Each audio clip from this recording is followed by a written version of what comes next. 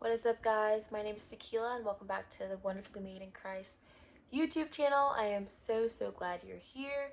If you're new here, I make videos about my faith, about lifestyle, and a fun little fashion video here and there. So if any of that floats your boat or suits your fancy, please stick around and hit that subscribe button. Also, if you end up enjoying this video, please do me a favor and give it a big ol' thumbs up. It really helps me out a lot. It really helps this video get more into the algorithm so that more people can see this video and see this channel. And with that, on to the video for today. So today we're going to be talking about contentment. This is a topic I actually really enjoy learning about and discussing. Um, and yeah, I'd say too, I feel like it's something that's really popped up like at least twice within the span of 2 days in my life. So I feel like the Lord really is trying to like speak to me, I feel like lately, about contentment. So I just want to share with you guys a little bit of just a conversation I had with someone, I believe yesterday actually. So yesterday, a group of myself and my coworkers and those who work in there's a school I work at, and so I was with others who work at my school as well as the other. So it's like the same school, but or the same kind of like, how would I say that? The same school, but different schools in different places, but all around the same community. So there's like a school in the northern part of the city, and then that same school will have another school in the south part of the city. So but that's the situation. So a group of us were together, and we were having just like drinks and appetizers, and I just was talking to another girl who was there, and like the topic of contentment came up. And then, side note too, I'm really blessed that I work at a place with so many other believers. So this girl was a believer too, and she just was basically talking to me about how like her church was talking about the topic of contentment ultimately that Sunday, and how it's a topic that really resonated with her, and basically how I think the topic specifically was geared towards singleness, which is probably is if you're a believer and you grew up in the church, this probably isn't a surprise to like anyone. We love to talk about contentment, specifically when it comes on to waiting for a spouse. So yeah, she was talking about that, and one thing that came up for me was just how ultimately contentment is something that needs to be built no matter what season of life you're in.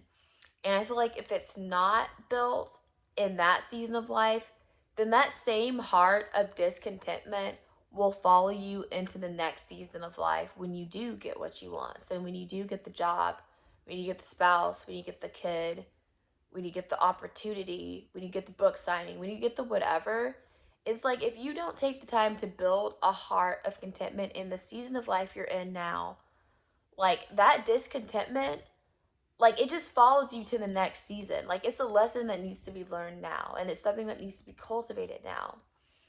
And so I share all that to share with you ultimately, um, to truly focus on having contentment in the Lord in whatever season of life that you're in right now.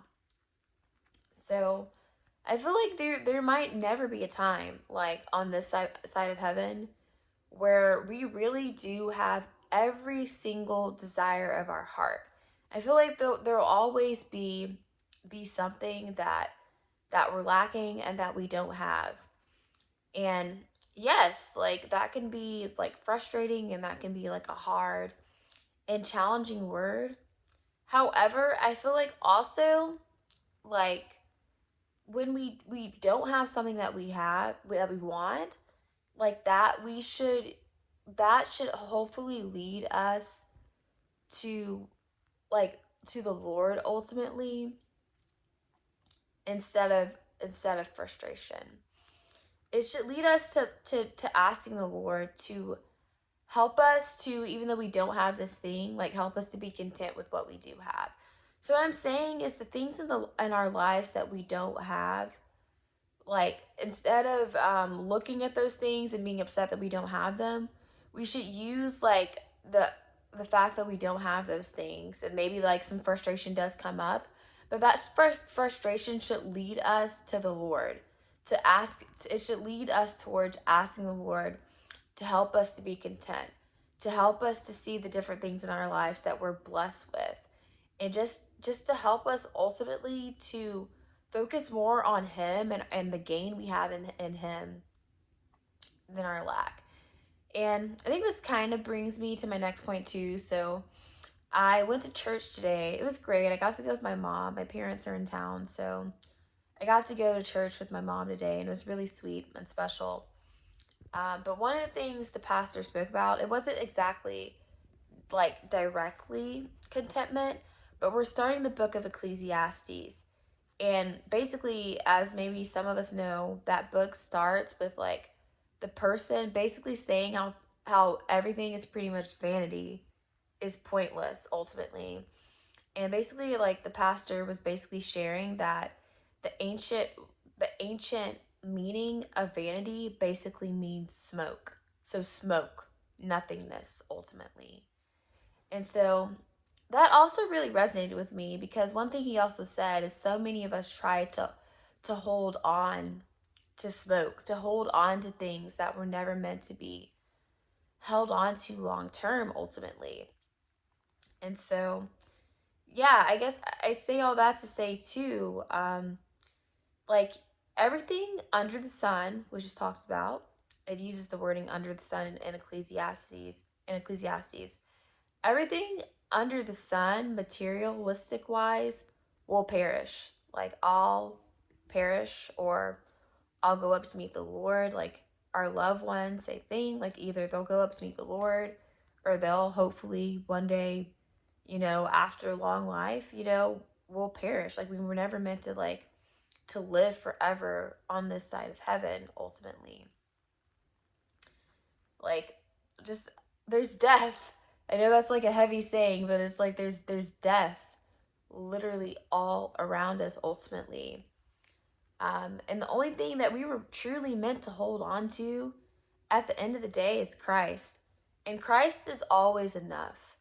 Always enough. Because we'll see sooner or later, after we do start to get some of these things, it's like, yes, that's great. That's a blessing. And we'll be happy maybe for like a certain point of time.